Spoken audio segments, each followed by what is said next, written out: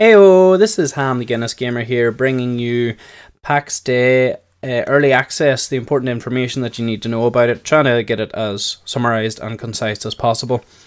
Before we get into that, if you like this video, give me a subscribe and a like, any comments to make, blah blah blah, all that. You know the drill at this stage. But for now, getting straight into it. Pax Dei Early Access is going to be released on the 18th of June 2024, so a couple of weeks away at this stage. It's going to last at least 1 year. I suggest it's probably going to be a good bit longer, but they say at least until June 2025. And to gain access, there are 3 paid packages that you can buy one of, and these are called Founders Packs. Now, the first pack is the Journeyman pack, and this is €39.99, say €40, or £35 sterling. The Artisan pack is the second pack at €60 or £50 sterling, and the Master pack is €100 or £90 sterling. Now, all 3 of these packs will give you full early access, and also then the initial game purchase will be included in that as well. But the full monetization policy of the full game has not been finalised yet. It is likely going to include a subscription element that will be linked to the number of plots that you have in the game. There's likely going to be a free tier for players to try out the game as well. But none of this has been finalised. This is just something that the devs are looking into and considering, but they haven't fully as I say, it hasn't fully been finalised, this is a hot topic in the community, but this is all that's been released to date so far. That's all the information we have. Generally speaking, I personally looked at the early access as a standalone purchase, and will you get enough enjoyment or play time in the next year to warrant one of the packages, to warrant €60, €100, or the lower ones €40? Do you want to properly playtest the game? Do you want to support the devs? That's what I'd look into it. I didn't consider the full access of the game at all, really, when I was thinking about it. I paid for the €100 package, mostly just to support the devs. I also know, based on my alpha playtime, that I'm going to get hundreds, if not thousands, of hours in the next year before early access is over, so I'm going to get plenty of use out of it. But other than that, that's the decision I think that you should use, the basis for your decision. There are differences obviously between the packages. The most noticeable difference then is the number of plots that you get. In the lower one you get 1, mid tier one you get 2 plots, and the high tier, the €100 one, you get 4 plots. People saying that that's a pay-to-win mechanic, but I don't really agree, to be honest. There is a bit of an advantage to the more plots, but I don't think it's going to be huge, not from a gameplay point of view anyway. One advantage possibly being able to build your spur plot beside higher tier resources. You can't actually build in the wildlands, but you could build on the border, say. But whether that's actually an advantage or not depends completely on the inventory sizes and stack sizes, which we know is being changed. We know needs changed based on what was in the alpha. I'm not going to spend my time building a second plot and a second base array with all the processing stations for certain resources unless it seriously reduces the inventory slots of the items before transporting them back to the main base. I also don't like the idea of having 2 different bases with resources in them in different areas, and to say building a second place, even if it's just a basic one, it is a proper resource and a time sink, so it would really need to be worth it to actually do that. Plus, what I would say, someone with 1 plot can build on the edge of the wilderness as well.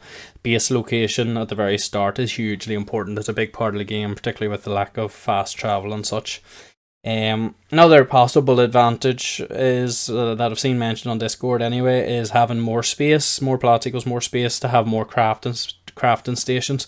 And I would argue that that's not really an advantage, because for you to keep all those crafting stations running, you need to put a whole lot more time into the game to actually gain the advantage. And then I would argue that the advantage is actually gained by time played as opposed to anything else, which is a completely fair way, in fact it's the only fair way to gain an advantage. And 1 plot, if you're working off 1 plot, it allows you for all stations to be built. Might be cramped and not too aesthetically pleasing, but it's still possible, and all you need to do is build vertically and build floors and such, and you can definitely do it. Also, speaking of aesthetics, then extra plots does mean you can build wherever you want instead of thinking of resources, which is not a gameplay advantage, but just a kind of aesthetic or the way you want to play the game advantage. again, it's not the worst thing in the world. Like, if I was doing that, I'll have 4 plots. Maybe I'll have one out in the middle of nowhere and build a country cottage or something like that. That's purely for fun and role-playing purposes, not for anything gameplay related. But again, I wouldn't call that a pay-to-win advantage. Definitely not. I'd say they're all minor advantages in different ways, but I don't think any of them are enough at all to be considered pay-to-win. If I was looking at the packs without my desire to support the devs, I'd probably just go for the lowest one, just to gain access to the early access. I wouldn't be buying it for the extra plots. And certainly not for the extra things that I'm about to get into here now. The extra character slots and the extra cosmetics and stuff. I mean, they're nice wee gimmicks, but to be honest, they're not going to have much of a real use or real advantage in the game. We also have to remember when discussing about pay to win and such that it's early access and we're playing to play test the game to aid in development. I know that's not for everybody, but people should remember that when they're buying the game. This is a game that's very heavily still in development, and it's not for everybody to play a game like that and to go into it knowing there's going to be bugs and issues.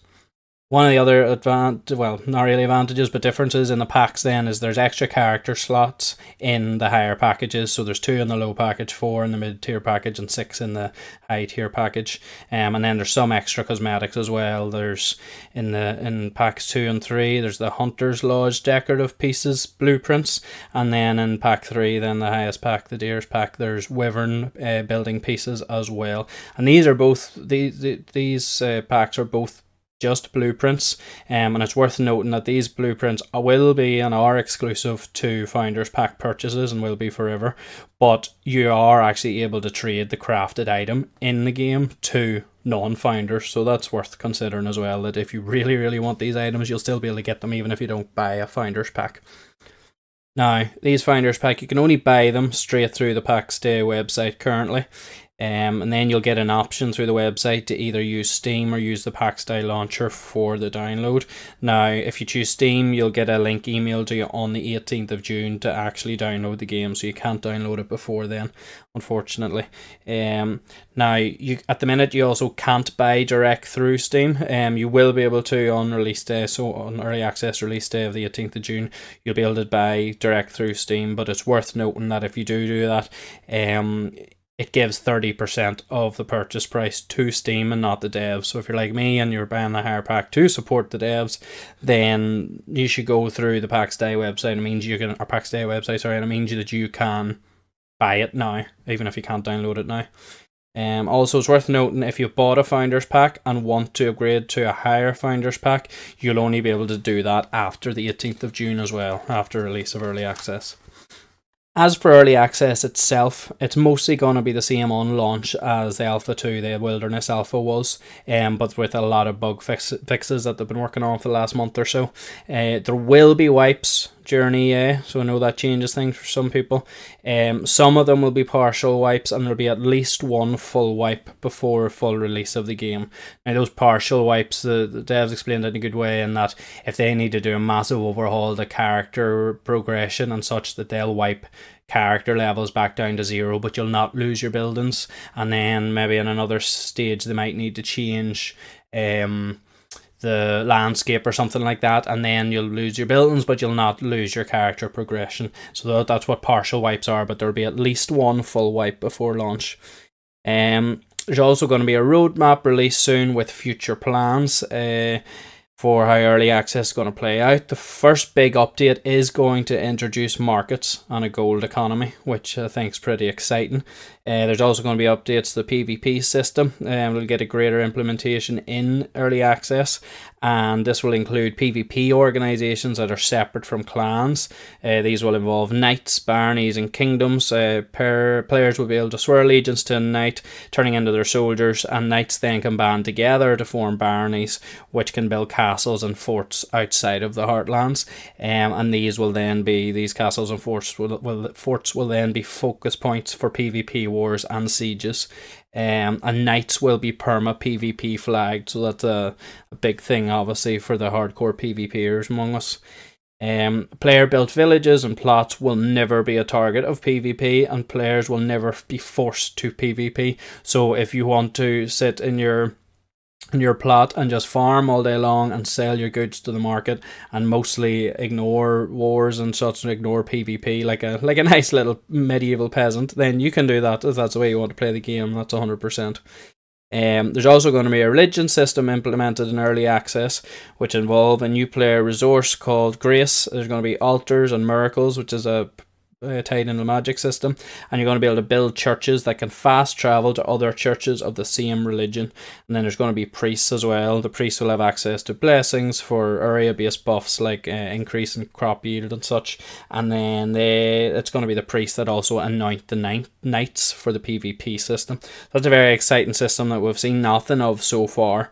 It was only announced there recently, or only talked about there recently, and it's quite exciting. Obviously it all depends on implementation, but that does seem very exciting to me if that works well. Then a couple of small points then that have been announced recently as well. Mounts, we know mounts will be added eventually, and the fast travel will always be limited. There'll always be a great limit on that, so that's going to tie into the likes of that religion system I said there. If you can create a religion, and presumably the religions will be player created, and then build churches, and if you can spread that religion in different parts of the map, and then you can fast travel from one church to the other, that's going to be incredibly useful. That's going to be a really, really useful system, particularly because fast travel is so limited in the game. The last point then that I noted there recently, yes, there are also plans for players to be able to create blueprints for their player-made structures and sell them on the market, which is huge for the architects among us that just want to, not only will you be able to contribute to your clan and design or build half your town or your village, like you'll actually be able to make money from those plans, which I think is phenomenal. So again, that'll tie into the first update that I talked about, being the markets and the gold economy that's going to be implemented. For now, that's just as short a summary as I could get for all the information that's been released in the last week or two about early access, and I hope it's been helpful for you. As I say, if you like this video, give us a subscribe and a like, and any comments to make down below. But for now, wherever you are, thanks for listening, goodbye and good luck.